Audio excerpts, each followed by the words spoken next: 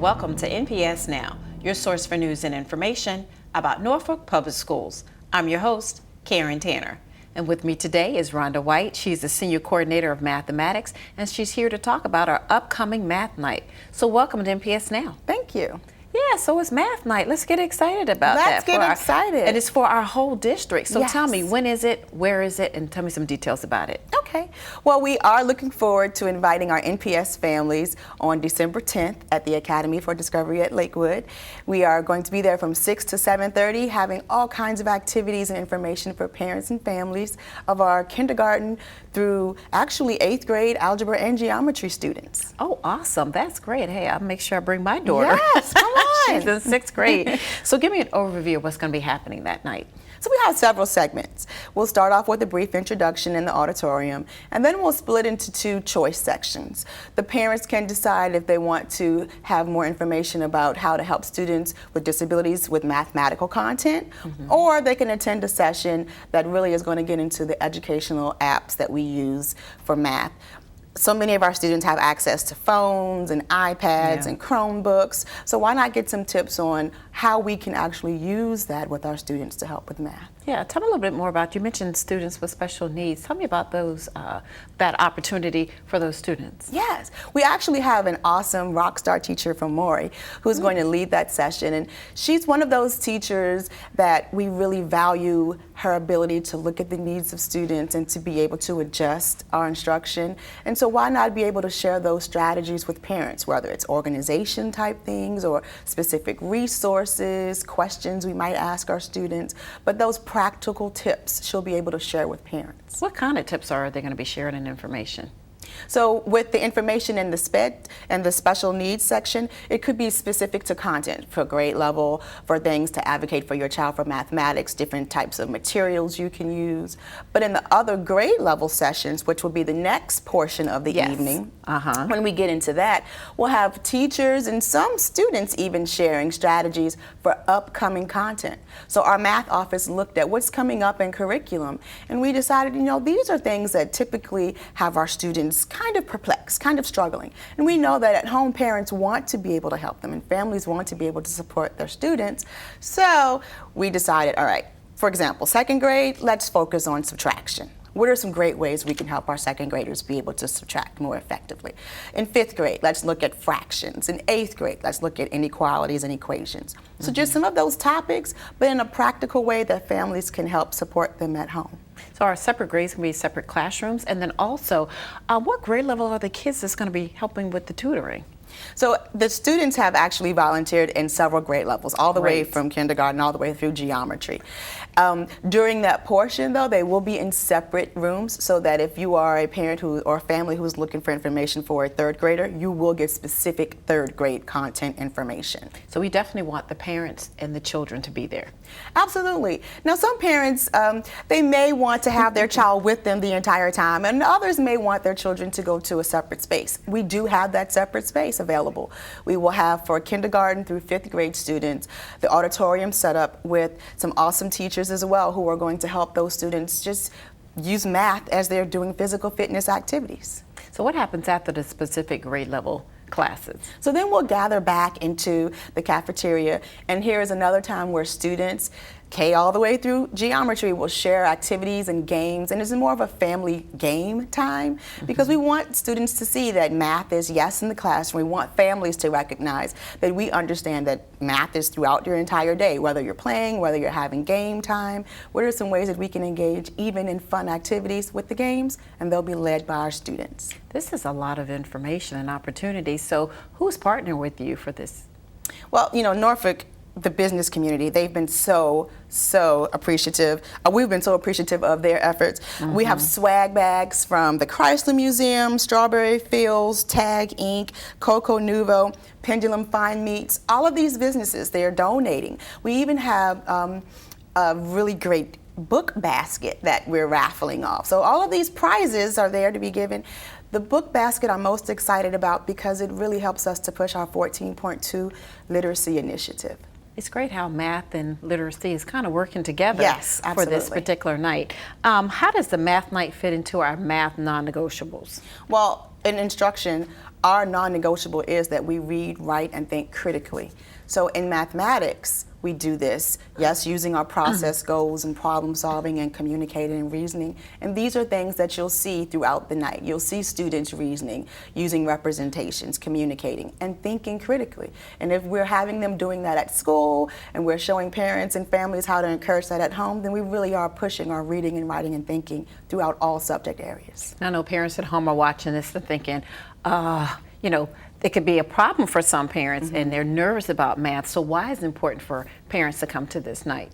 So one of the things that we really want to make sure that parents understand is that we hear you. You are your children's first teacher, but you're also sometimes a student alongside your students. So we want to make sure that we're sharing the strategies, we're sharing things that we can use to help our students if they struggle with math or if they just need that extra enrichment opportunity. We want to make that connection from the school to home. We know that schools do it when they have their family nights and they invite parents in. This is just on that larger scale.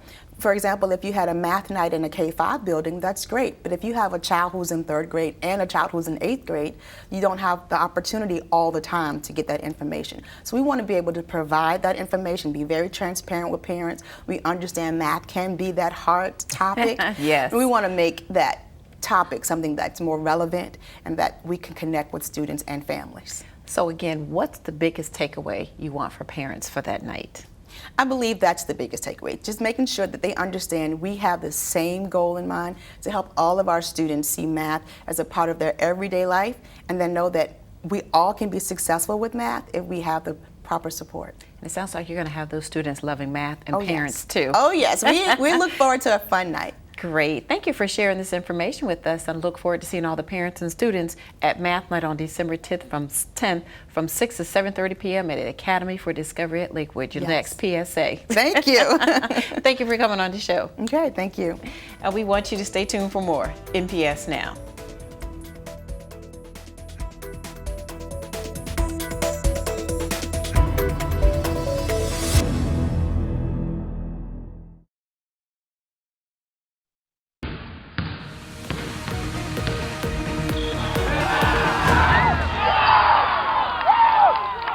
Welcome back to NPS Now. I'm Steve Sutmiller, Senior Coordinator of Athletics. Today in the studio we have a special guest from Norfolk State University. We have Melody Webb, the Senior Associate Athletic Director at Norfolk State. Welcome. Thank you. Thank you for having me. Okay, Melody, talk a little bit, tell us who you are and where you're from, and we're going to get right into what we're here for. Okay, sounds great. Again, Melody Webb. I'm the Senior Associate Athletic Director at Norfolk State University. I've been with Norfolk State for about 5 years now. Responsibilities include managing budgets, finance, game operations, and just kind of working with special events to make sure that people come on campus and have a great experience. Okay, so a specialty event, and that's why you're here, because we have a nice partnership with Norfolk Public Schools and Norfolk State University for our middle school students, and that's called the Future Leaders Day. Yes. And we have a basketball game that goes along with that. So talk a little bit about the event, the date, and what's going on with that day. So December 18th, we'll be hosting Norfolk Public Schools against Robert Morris College ladies basketball team. So we're looking for that to be an exciting game. Our women's basketball has been doing well over the last few years. So just trying to keep that going and make sure they have the energy and the support that's needed for the kids to come out, be able to support and have a great game and have a great experience. Okay, so our schools, we have 7 traditional middle schools, grades 6 through 8, and then we also have some specialty schools that are 3 through 8 and K through 8, and they'll be attending as well. So we'll have about 9 to 10 schools attending. So let's look at going back to that first year, 2 years ago. What was the attendance like? The attendance, we had good attendance. I think we're picking up as each year goes on, as far as being able to create activities and create events that the kids can come to with the game. But it has increased, and we just hope to keep increasing year by year, because this is our 3rd year now, so we want to just make sure it keep increasing as we go on annually. Okay, and it has, so that's the nice thing for us. You know, we got a little bit of taste, and then all of a sudden, you know, the teachers, the administrators at the schools like what they saw, and so, you know, they're sending more children this year, so that's we're excited about that. So that's a good thing. So, you know, in terms of the event, you know, they come into the game. What are some things going on? Not just that basketball, because there are other things going on within the gym. It is. So we try to set it up where we have different opportunities in the gym. So we got different vendors set up around just so the kids can go to the different vendors as it relates to like face painting. They can make posters and designs. They can play in the bounce houses, but just different activities that can keep the student engaged, just not in the basketball game, but also in activities to kind of support the university and kind of support our art students. They come out and help support some of those things as well. Okay, so your student athletes, the basketball ladies, having a nice year, and we also have 2 Norfolk Public Schools student athletes on your team, so that's just another, I know they're excited to play in front of the student Absolutely. population. So, so let's talk a little bit about the planning of this event, because it just doesn't happen. So talk about Norfolk State's end of it in terms of planning. So we work with our campus partners to just make sure that anyone's experience on campus is a good experience. So we work with our parking and transportation to make sure that everything's lined up. We work with Norfolk Public Schools to make sure we have their needs covered, to make sure we cover any specialty needs if anybody's coming on campus. But just facilities, just to make sure everything is the way it should be, to make sure everybody has an enjoyable experience. Okay. We want to make sure the transition is as smooth as possible. All right, so to attend the game, there's a cost. So talk about the cost that the student has to pay for the school, and then anything else associated with that. Yep, so we have a $2 ticket. We try to make it as affordable as possible for our kids to come on campus and be able to enjoy it. And then we also offer meal vouchers from Thompson Hospitality. They also help discount the meals to make sure that, again, everything's affordable and everything's enjoyable. We also bring our student athletes, the rest of the student athletes, not just basketball, but the other student athletes on our in our department.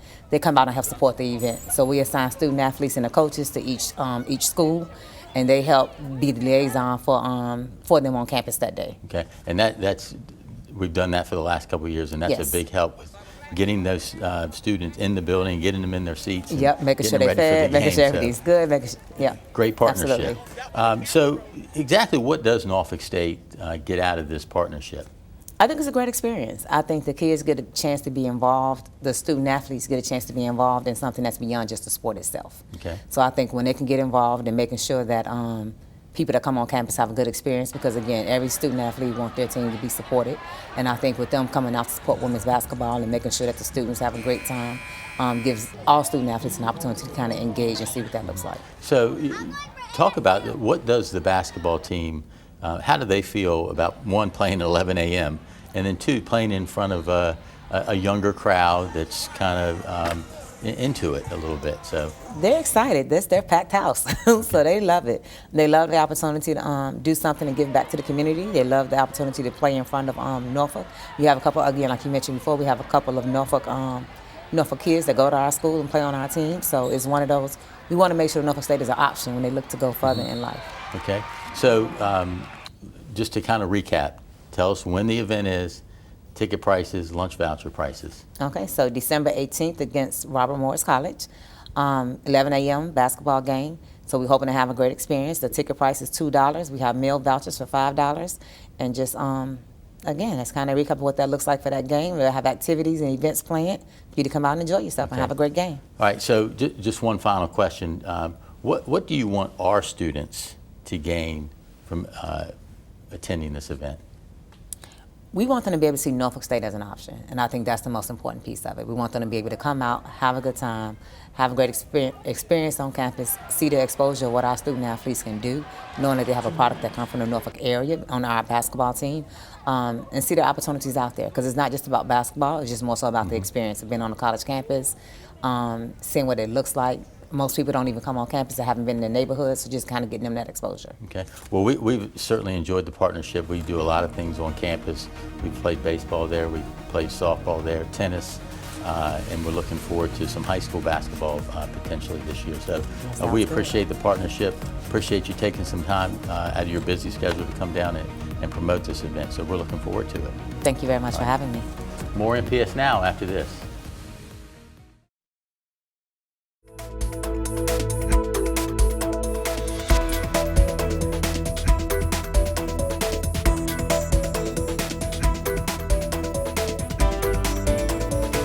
Welcome back to NPS Now. I have a special guest with me here today, Gwen Collins. She's the Senior Coordinator of English, and we're here to talk about classroom libraries. So welcome to NPS Now. Thank you for having me. Yeah, we always like to have you come on and talk about the great literacy things that we're doing in our schools. And so I understand there are some schools that have classroom libraries. What are those? So a classroom library is exactly what it sounds like. It's a small little library in a classroom that gives students access to books at any time during the day in their classrooms. So why is it important for students in every grade level to have a classroom library? Well, what we really want to make sure is that our students have access to books at their fingertips, and so that they can just reach and grab a book right in their classroom. And also, we are coordinating this effort with our libraries that are our media centers that are in our schools as well, and they can help teachers add more books to their classroom libraries. How many books do we want them to have in their classrooms? Our goal right now is to have about at least 300 books in every classroom library across Norfolk Public Schools, kindergarten through 12th grade.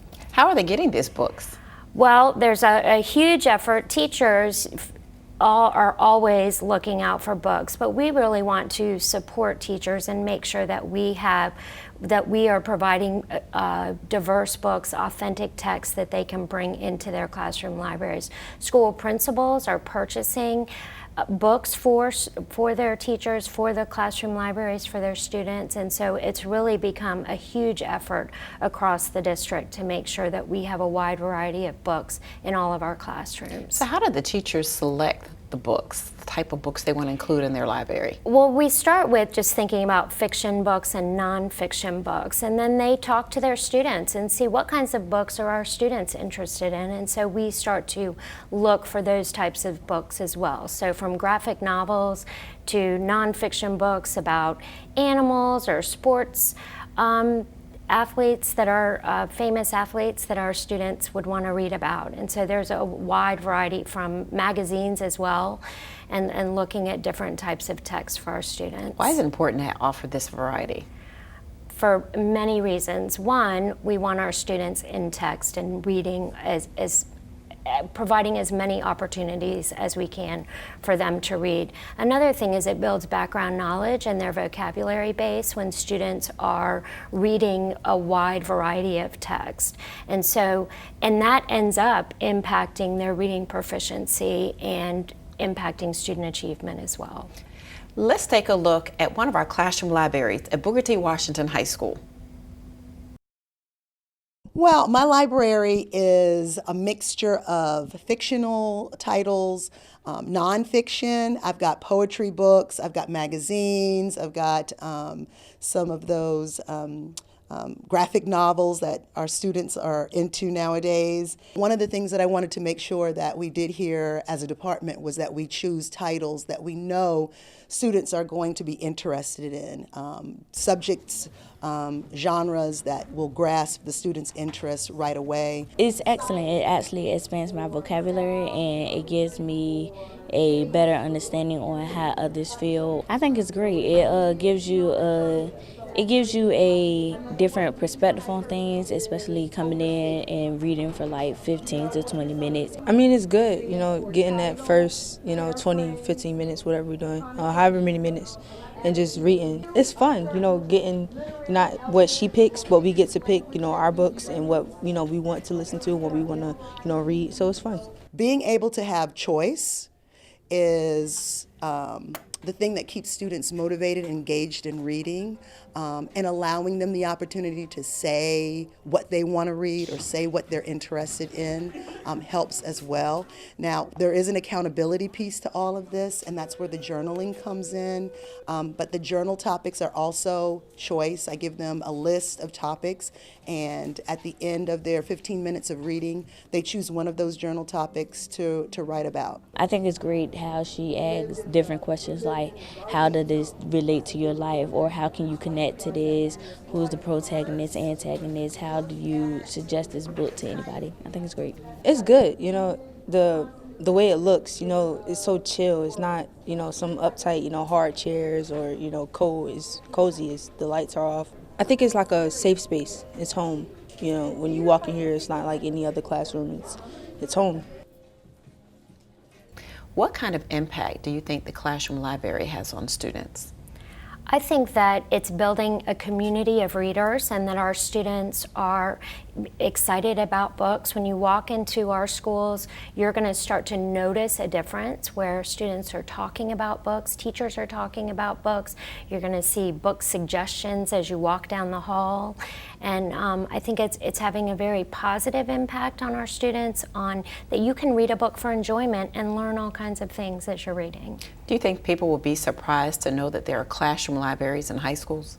I definitely do, and I think that we need to offer our high school students a wide variety of texts that they can read about people that are like them, that look like them, and they can connect to characters in some of the books that they're reading. And I think it offers them a wide variety of things that they can start to learn about and think about as they move into the future of careers and college and what things they're interested in. And you're wearing the shirt today, but how do you feel this fits into our 14.2?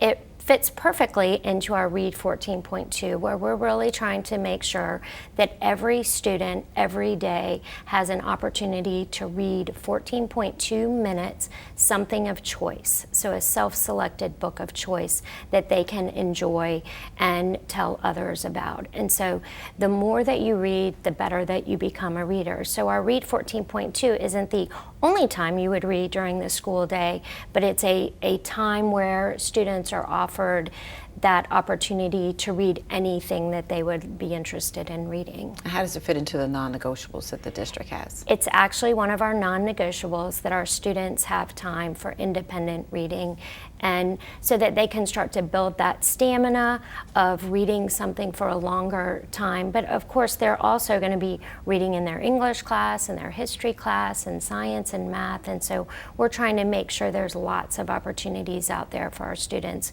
to engage in text and read different types of text. So how does having a classroom library and an allocated time for daily reading change how teachers communicate with students about literacy? Well, I think one of the number one things that it does is it builds a relationship between the teacher and the student, because they can start to talk about books together. Teachers can start to understand what their students' interests are, and it also shows the importance of reading and what a powerful tool that can be. Mm-hmm. What's the ultimate goal of having these classroom libraries? Our ultimate goal is always student achievement, and so this will increase our reading proficiency, but at the same time, it's building a community of readers across Norfolk Public Schools. This is great, and it's good to know that we have classroom libraries. I know. So parents need to know that. They do need to know that. Yeah, so great for having you on the show and sharing this information with us today. Great, thank you for having me. Great. And we want to thank you for watching NPS Now. It airs weekly on WNPS, Channel 47, or you can view us online at www.npsk12.com. If you have any great story ideas or events happening at your school, please be sure to email us at npsnews@npsk12.com. Again, we want to thank you for watching NPS Now.